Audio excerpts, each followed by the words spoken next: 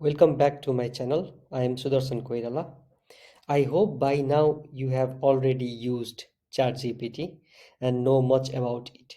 If not, I have created an introductory ChatGPT video which I will link in the description box so you can go and watch it before this video. Now that I have used ChatGPT since its release, I would like to share my experience in using it and how to use it effectively to boost your productivity. Before giving you an example, let's recap what ChatGPT is. ChatGPT is NLP, Natural Language Processing Tool, or chatbot that allows users to talk to it naturally, similar to talking to another human but with internet, and you are getting response in the natural fashion as we humans do. Let's use it to learn stuffs and grow our knowledge, career, or your business rather than trying to trick ChatGPT as seen in the image on their screen. People are amazed by how ChatGPT responds, but guys, let me make one thing clear here. It's a language model and is providing us the result based on what it is trained. It's same as we training a model to predict something, but it's huge, and it's really large model.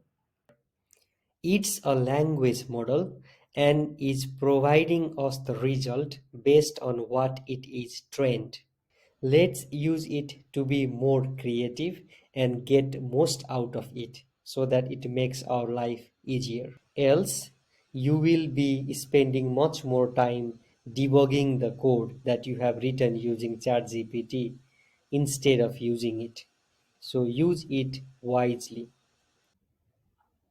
Now let's talk something about the limitations of ChatGPT. It may generate incorrect, harmful, or biased information. So don't take the response of ChatGPT as silver bullet. Use it as a helper or a tutor. So always double check it before you implement yourself. Most importantly, it helps us to be productive, but it is not the substitute for human expertise and judgment. Now let's get back to the examples.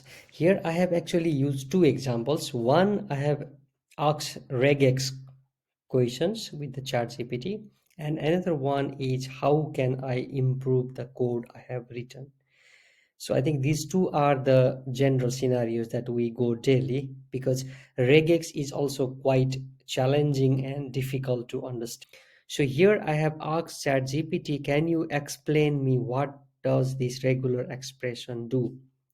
So first it went on explaining what all those characters are. As you can see here, the string must start with a character and then uppercase, lowercase, and all those things. Well, now I know what it is, but then I asked it, can you provide me an example if it of it with detailed explanations? Because if we have explanations with it, then it's easier to understand. So here it goes, says, okay, sure, here is an example. Let's say you have the following string. So it gave a string and then it explains here how it matches the regular expression that we gave earlier. And then let's say that you come across really long regex expressions, and I said that, okay, what about the following regex? And then it went on explaining all the strings or all the characters it has in the regex code.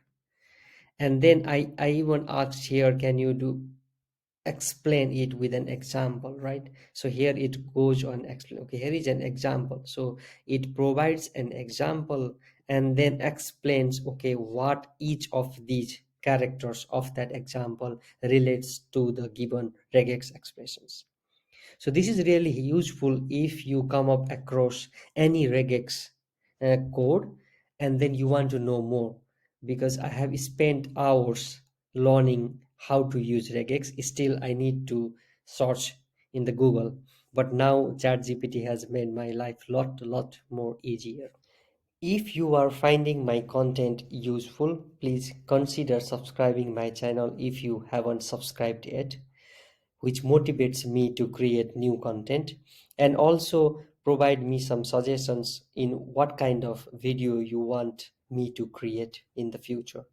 And also smash the like button so the YouTube algorithm knows that this video is useful, so that it pops up in others feed. The next example now I want to go through is the Lambda function, because and improve the code that I have written or explaining the code for me. I have asked ChatGPT, okay, explain the code, and I have given the one of the code that I have grabbed somewhere from the internet. And then it went on explain the code is using the map function and all these different things. Okay, I also know that, but then it says, okay, map is a built-in Python function and all these things. So it went on explaining what is map function, what is trace, what is the Lambda function doing here, and all those things. And it just gives a good code snippet for us.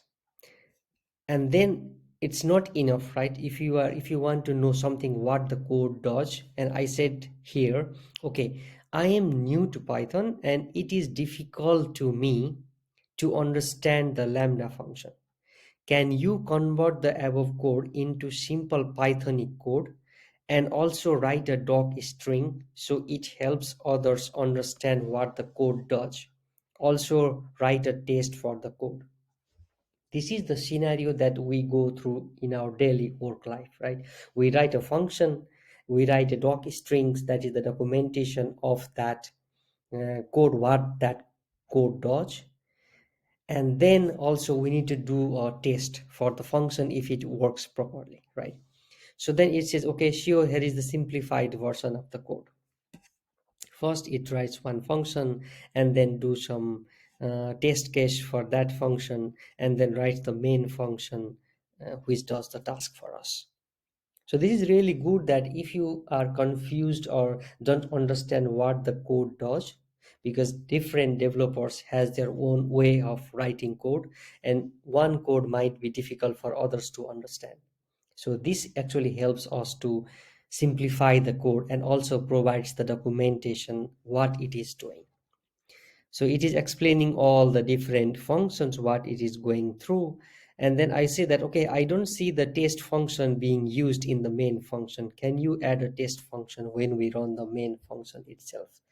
So this is just the extra information I want to give, because one thing you need to understand is ChatGPT is a bot.